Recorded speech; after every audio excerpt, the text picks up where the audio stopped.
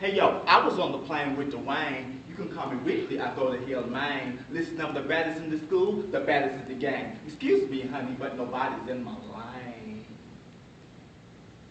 Such is the opening lines to Nicki Minaj's, one of Nicki Minaj's most famous mixtape songs, Itty Bitty P.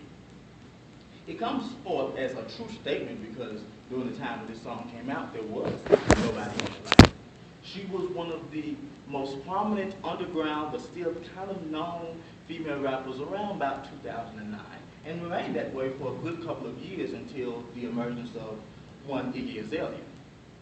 For a lot of people, these two rappers, even though they have provided a little more notability to female rap, a lot of people have a kind of issue with where it's going, trying to figure out what are these people bringing to this genre. From all of these, we can see that, you know, they are bringing popularity, they are bringing some sort of notability, but what kind of notability is that?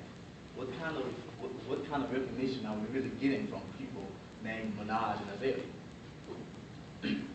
This presentation is going to take a look at this sort of effect of what notability they're bringing to this genre, what they're bringing and how they match up against some of the older artists that came before them. This is the Nicki and Iggy effect, and I am Marcus Hayes.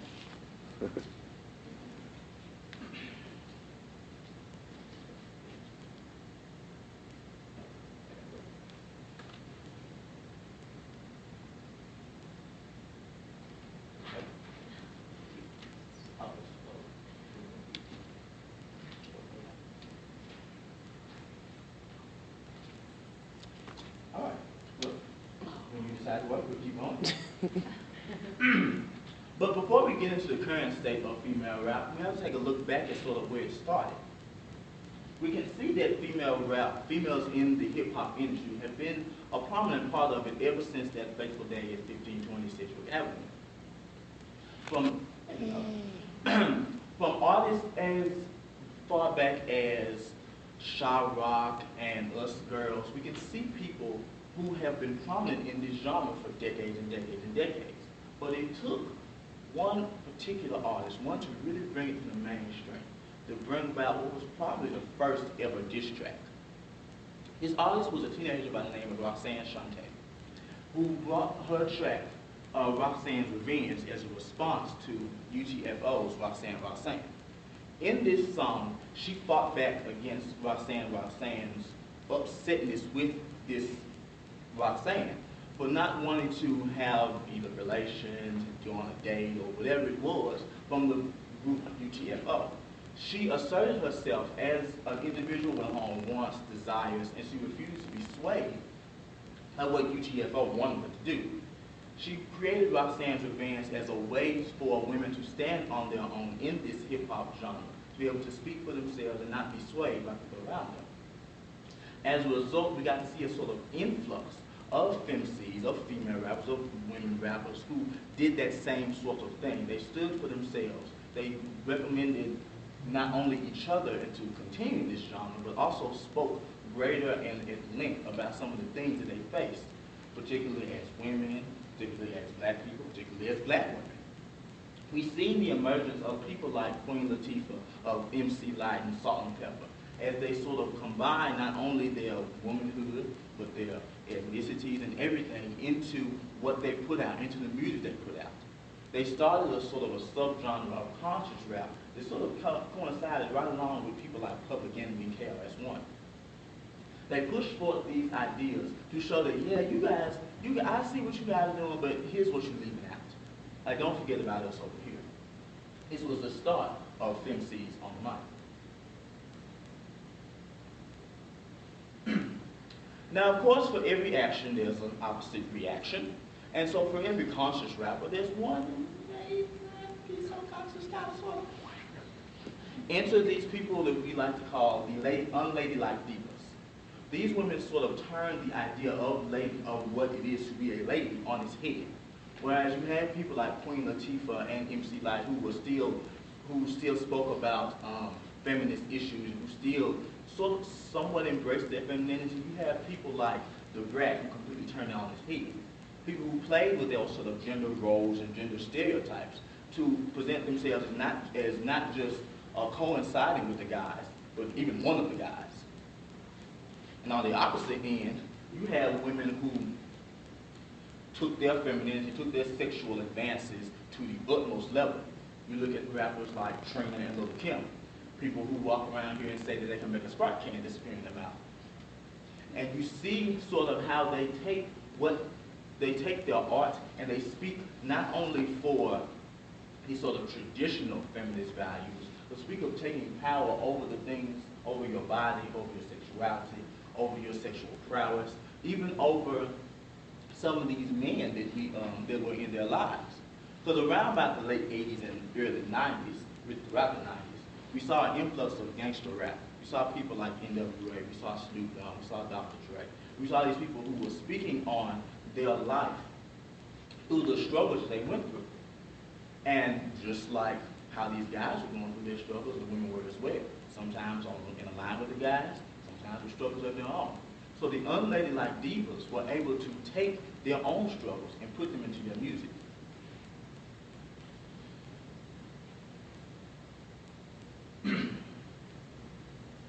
Well, all of a sudden, it all stopped.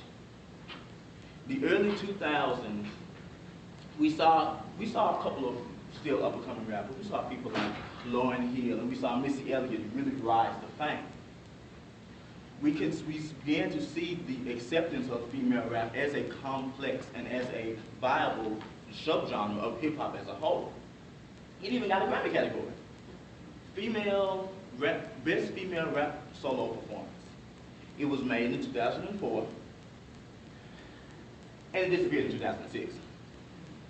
The only winner of this category, one Missy Elliott, was really the one who, through the early 2000s, really kept the genre alive with her string of hits like Work It, Get Your Freak On, Lose Control. But even her, through a number of personal and business issues, she eventually also kind of disappeared. I mean, true enough, we had, people like Diamond and Princess from Crime Mob, and, we had, Trina, she's always around somewhere. But for the most part, female rap kind of disappeared from most people's mindsets. It was kind of gone, and it left a void to be filled.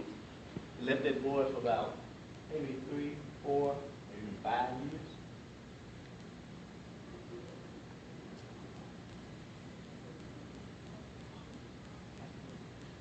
And we just had to move. It left that void until about 2009. Going back to the earlier point, until about Nicki Minaj first came out. Now, going back to the idea, to the sort of the present day, we still have people who sort of judge Nicki and Iggy to an extent up against their predecessors, who can only see the wonderful things that people like Salt and Pepper, people like Queen Latifah and Missy did. Can only see the positive, conscious message that people like MC Lyte and Lauryn Hill brought across. So when you go from Lauryn Hill talking about that thing to Nicki talking about Anaconda, it kind of goes, what happened in between? But if we look at what actually happened in between, we can see that this is just a further continuation of some of these same ideals that were brought up from the beginning of FemCs on the mic. Okay.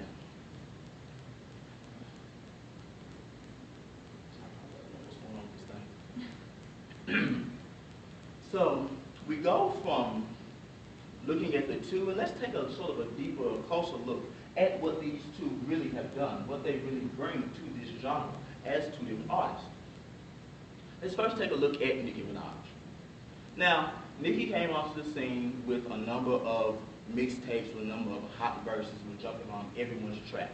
I can remember for a little time during high school, you couldn't turn on the radio without hearing Nicki on somebody's song. She made a name for herself with a colorful personality, with a larger-than-life presence, and a backside to match. What a lot of people wondered about Nicki is, what is it that she's trying to bring across? Like, what is she really saying? Like, what is this junk she's doing? She's talking about here, like, starships, like, what is coming? What is she doing? But for every starships, for every starship, there was a monster. For every super base, there was a looking ass. And we can see that Nicki was a person who was dedicated to not just talking about her issues, but wanting to have fun and wanting to look at deeper things as well. Like we saw a more nuanced version of Nicki Minaj from her not being scared to go through the different genres. We even got to see a little bit about her own personality, particularly as a feminist. My anaconda, my anaconda, my Okay, so how is Nicki Minaj a feminist? Is that feminism? Well, let's see. If we step back a little while to looking at people like Trina and Lil' Kim, who took control of themselves sexually, we can see a sort of extension of what is known as the third wave of feminism, which is that sexual freedom and that sexual empowerment.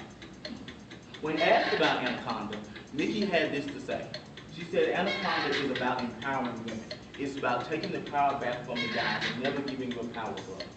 Like, it's okay to be fun, to be flirty, to play around with people, but you never want to get to the point to where that is all where you're looking for this man's validation. She points back to this video. Like, yes, she may be dancing and twerking and shaking her butt with all of her female friends, but she also takes a moment where she has a banana in the kitchen. Now, I'm pretty sure most of us know what a banana more than likely represents. And Nicki knows that. Well, she played around with it when she held the banana up to her mouth as if she was going to do what the banana represents. But instead of doing that, she looks distastefully at the banana, chops it up, and throws it off to the side. Now, I'm not going to say that wasn't a little painful to watch, but still, we can get the message from what she was getting across. We even see this at the end of the video, when she is dancing with Drake, when she is having fun with him, and she's letting him enjoy her body. But notice that the moment he reaches out to try and touch her, to try and claim her for herself, and the video ends. Nicki uses this as an example of showing that it's okay to be a sexually active person. It's okay to do what you want to do with your body as long as you remain in control of it. This is Nicki's feminism, and it goes even further back than her predecessors, Lil' Kim and Trina. It goes even further back to some of those other gender flipping or sort of role flipping people like the Brat, who did not allow their sexuality to define them, who played around with it, did what they wanted to do with it, and used it to get their messages across.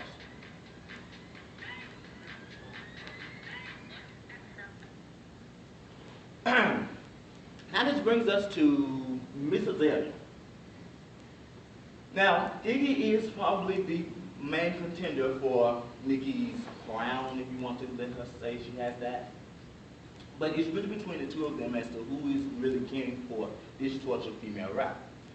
And Iggy has made her own, she's made her own, she's made her lane, she has her stomping ground, she has her successes. But a number of issues with Iggy, with her performance, with her as a person, kind of keep her from getting to that real sort of acceptance or that real sort of dominance that someone like Nicki or someone like Missy, Lauryn Hill, Lil' Kim had in the past. What is that? Well, it kind of goes back to just looking at them.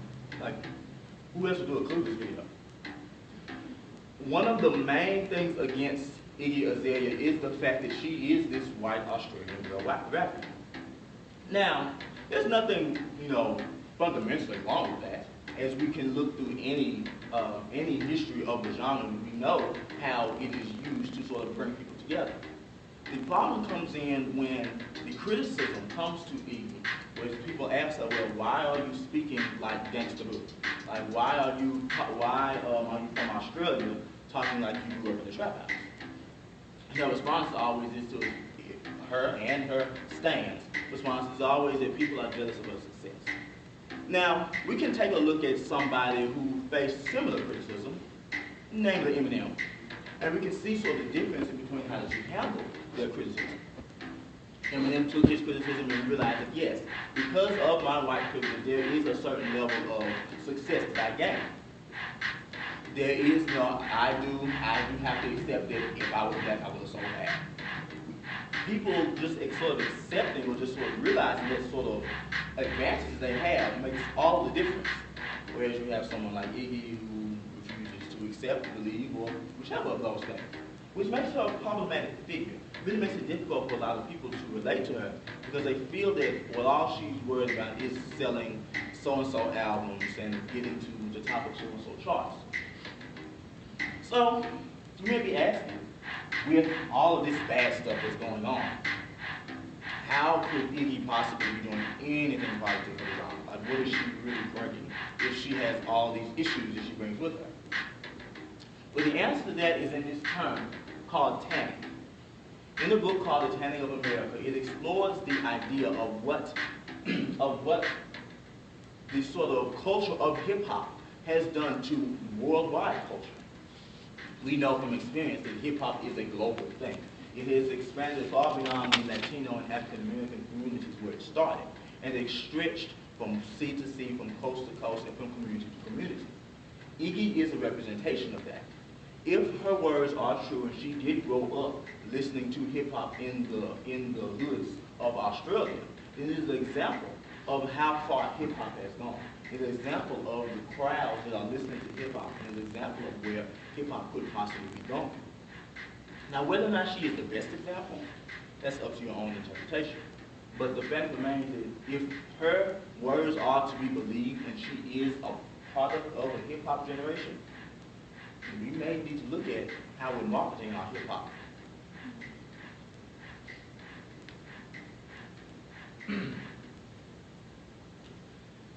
So what does all of this mean? So we can kind of see now how they fit into this overall feel. We can see, we see how they sort of keep this going, how they sort of build on the feminist aspects and sort of the wide-ranging aspects of hip-hop artists before them. But what does that mean for the future? I mean, yeah, they brought it to the forefront, but what is going to come after that? We see a sort of a new generation of female rappers who have been inspired, one way or another, by Nicki and Iggy's success. And we see that because they have taken their lanes, taken the lanes of artistic expression, of gender expression, taken the lanes of feminism, and taken the lanes of ethnic diversity in their own separate ways, we see people coming up after them who do that same sort of thing. We have artists like Azaleas, who, because of Nicki's success playing around with genres and playing around with sounds, is able to bring house music into her raps. We also see things, her being able to speak on more social and political issues, because we have people like, we have the forefront of the conscious rappers. We have people like Nicki who are giving money to different causes, who are speaking on issues like feminist issues, who know that they can be successful and still be socially conscious.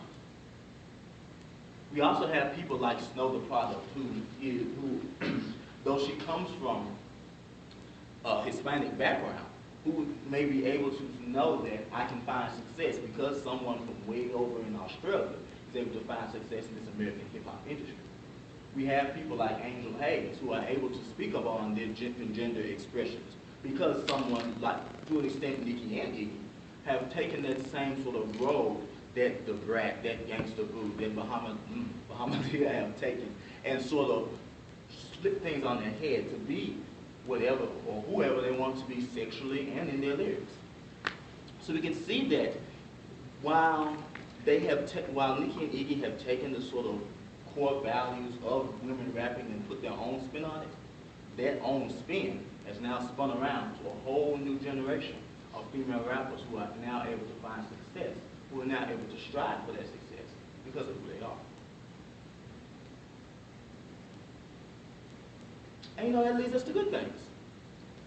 In the past year, we have seen a number of resurgences in female rap. We can think of three major sort of highly televised and highly publicized experiences or performances that just a couple years ago would never have been possible.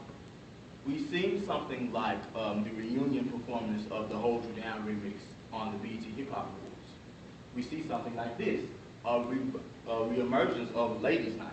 And we even see something like, I don't know if you guys watched it, it was an event a couple weeks ago, this little football game, and some little artist, I think her name was Missy, she came back and had sales that jumped over 2,000% in just a couple of days. So we can see how the presence of Nicki and Iggy, even if it's just keeping the genre on life support for a little while, is able to breathe new life into this genre, is able to make it so that not only can the new generation come and get success, but maybe the old generation can also come back and also enjoy into the success.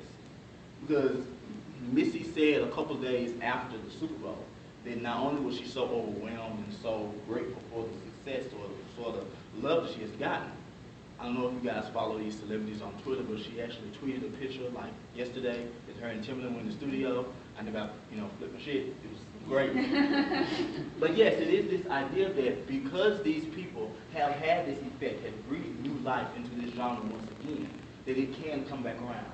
And who knows, maybe a couple years down the road, maybe we'll see the best female rap solo performance category come back. Maybe we'll start to see more, maybe we can see another ladies' night. Whatever happens, we can link this back to this Nicki and Iggy effect. That for whatever criticism, for whatever problematics these two artists have, they have made their mark in the genre and have brought this genre to a place where it can once again go back to fighting for the girls who never thought they could win. Thank you.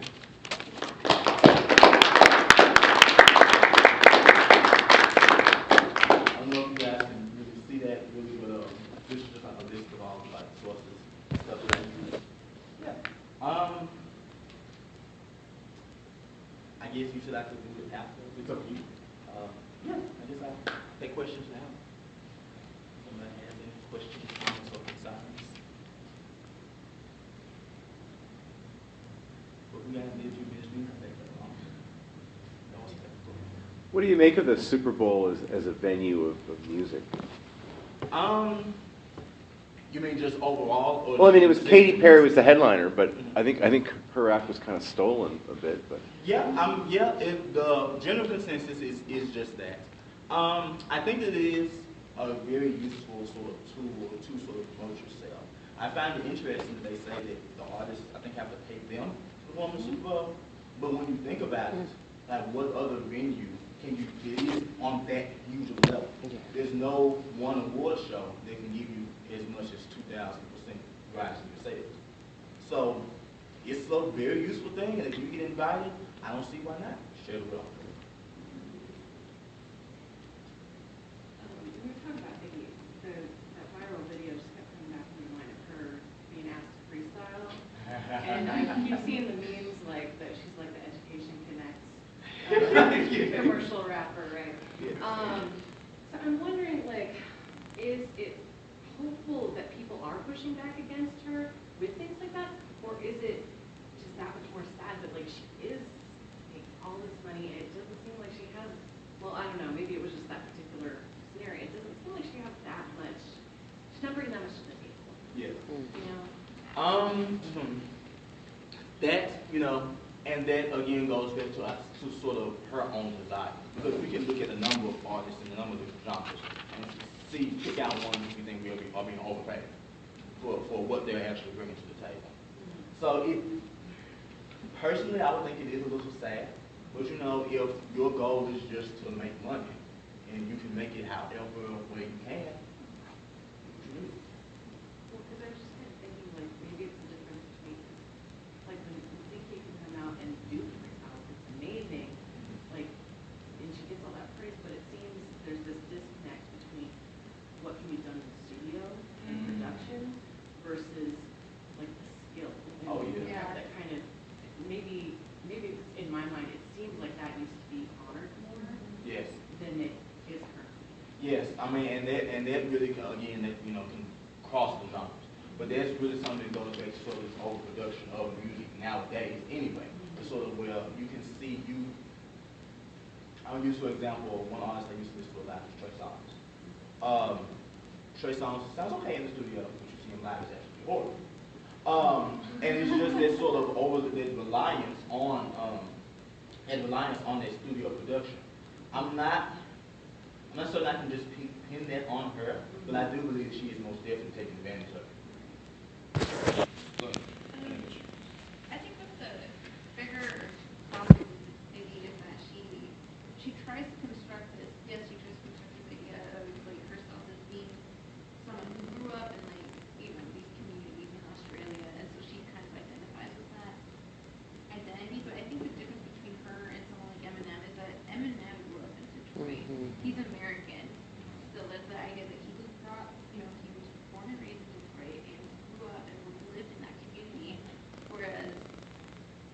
I mean, I don't know, I think, And no money, no family, 16 in the middle of Miami. But that's 16. yeah. And Like so, 16, I had a job. and so, I guess like for me linguistically, it's just like in listening to her like do certain things, and like you're trying to construct this identity that you don't necessarily have from experience, because she didn't have that experience. Like a lot of these rappers have had that, you know, succeeded, but I don't know. I think that for me, like that's still kind of like a big. Yeah, I mean, and it all goes back to this idea of performance, because there are some rappers who didn't necessarily live the life they live. Like say, for instance, Ice Cube. He didn't necessarily live the exact life that he raps about. But I think it does sort of come back to a sort of cultural thing. Even if you're not, let's say, like in the struggle, if you're around the struggle, you know what it looks like, which is that disconnect between someone like Iggy. Like she didn't live or doesn't live in that cultural environment, so she doesn't even know what it looks like. So, yeah. Go ahead. I feel like there's still, what's your take on like the limitations of women in hip hop? I mean, when Nicki first came out, she said, oh, well, you know, she's trying to take over training spot. They would compare her to her and have that competition between the women, even though it's kind of their own little spot there. Yeah, that I think can really be stemmed to like sort of this idea of there can only be one in general. Like it sort of goes across particularly with the female artists.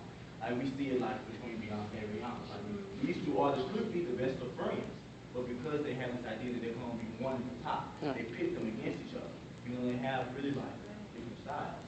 So I think that hip hop as a genre is just sort of following the strength of that, because it's something that's widespread over the genres, widespread over music, movies, and really media in general. This idea that there can only be one. So for there to be one, we have to put these two people together and see who is really going to do best. Do you think it would have been different for Iggy if with Eminem, Drake picked him up, and so that was another avenue of success for him?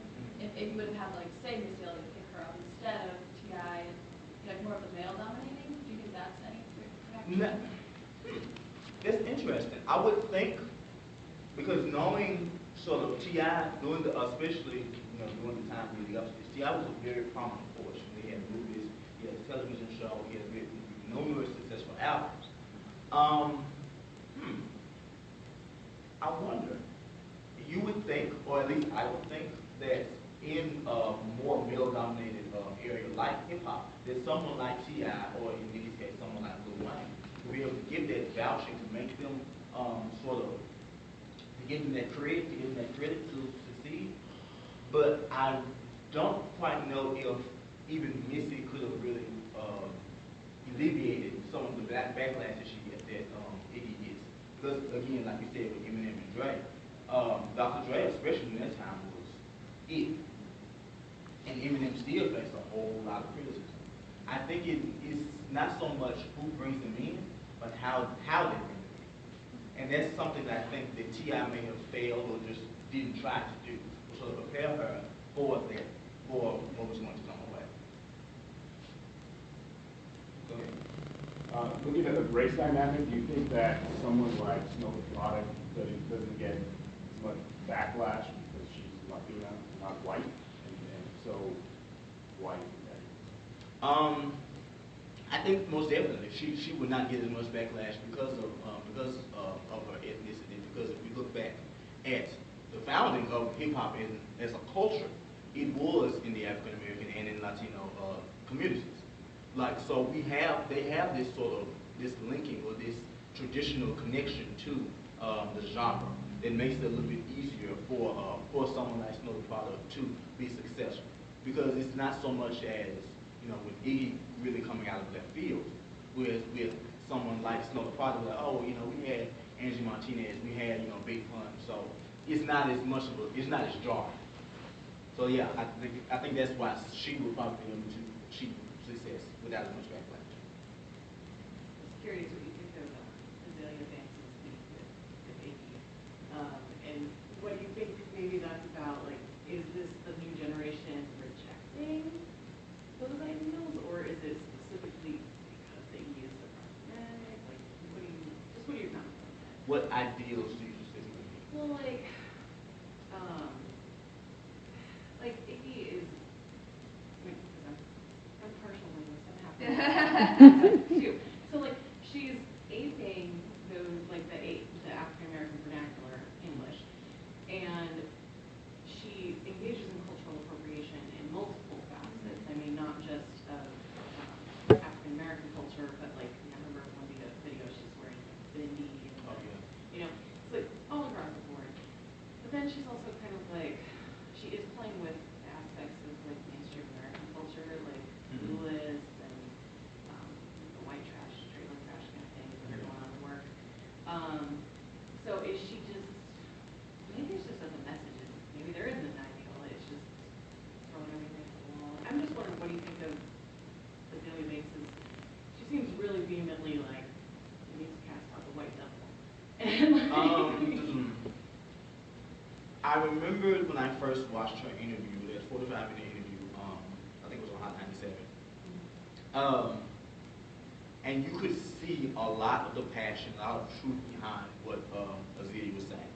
I think that she is correct on a lot of counts, but I also think, and this is going to sound weird, I'm like 2 years older than her, but I also think that her youth plays a lot of into sort of her, jumping from we need to fix this problem to kill the white devil. Like it sort of jumps that because she is this young, because she is so passionate, it sort of goes from those two extremes.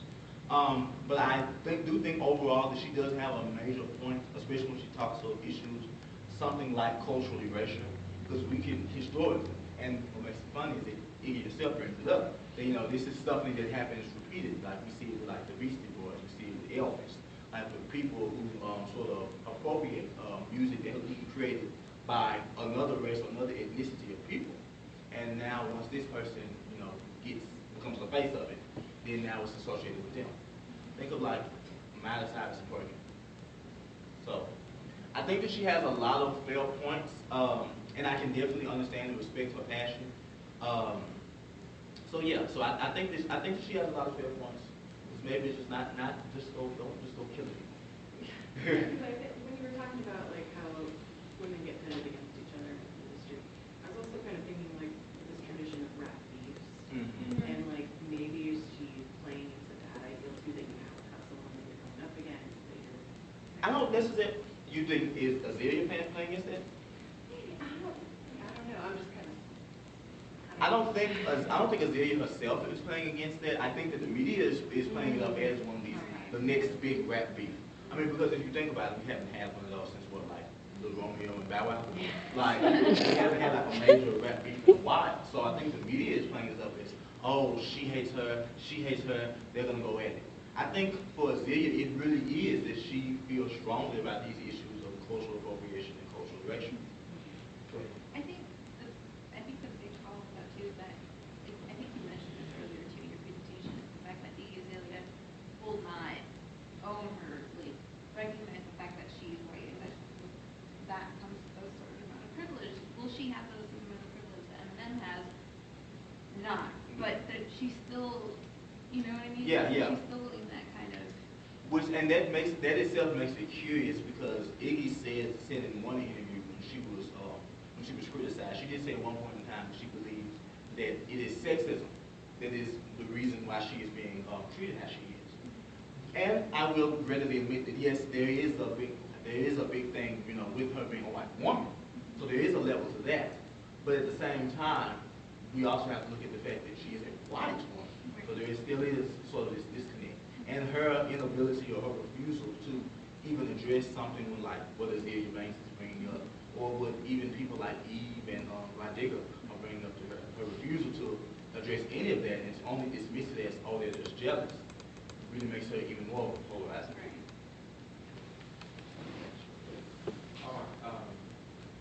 Artists such as Iggy Azalea and Azealia Banks are in themselves problematic. Iggy in her non-acceptance of her privilege and cultural appropriation, and Azealia Banks mainly on Twitter, throwing a mess that she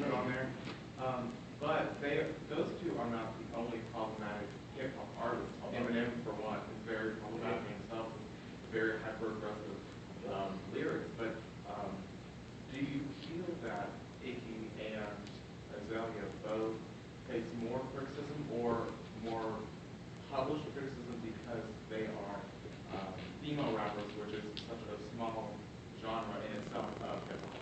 Oh, most definitely, most definitely. It goes back to what I was saying earlier, you know, this idea that it may have some other point, the fact that she is harped on a little bit more because she is a woman. And, you know, we have this idea, it goes back to the idea of the unladylike divas. People hated Lil' Kim. Like, people hated Trina because they thought they were garbage. Because they had this idea of, you know, well, I'm going to do this my way, you know. They were criticized heavily because they were women, because they spoke out, because they were doing whatever. I mean, because if you look at it, they did nothing different from what the gangster rappers did. But because they were women, because women are expected to be prissy, proper, polite, nice all the time, unfortunately, yes, most definitely they are criticized harshly. I think of a video that Nicki Minaj did during one of her first sort of like interview specials, where she was sitting at the table, she was discussing sort of the difference between when she wants something done a certain way and how what happens when Lil Wayne wants something done a certain way. And he's a boss, but she's bitch. She don't want people to do. Okay, go ahead. This is more of a comment to add to what she was saying about the Azalea Banks and Iggy Azalea issue. I think that part of Azalea Banks' first kind of anger about it was the mixtapes that Iggy put out, where she actually used kind of racist lyrics in order to get her point across. So I think that is kind of what got her started, and then she just hasn't let it go since then. Yeah, I mean, because we can go back, well, a lot of people don't sort of know this about, because most people, their first introduction to Iggy is fancy. Yeah. But if you look back at some of her mixtapes, like one line in particular that always comes back to haunt her, it's like, I'm a runaway slave master, and she does like a whipping motion. It's like, whoa. Like, now truthfully, she has attempted, or she has apologized for that particular line, but someone, I could definitely see someone like Azalea not going to let that go.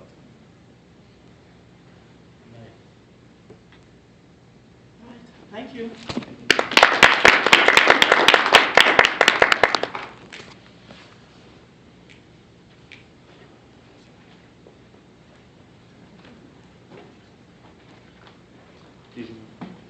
Did you need? Yes. Okay.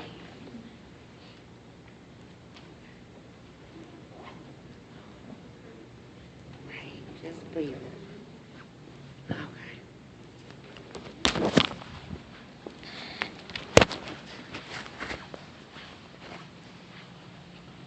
Hopefully yours will look a little bit better. Great job.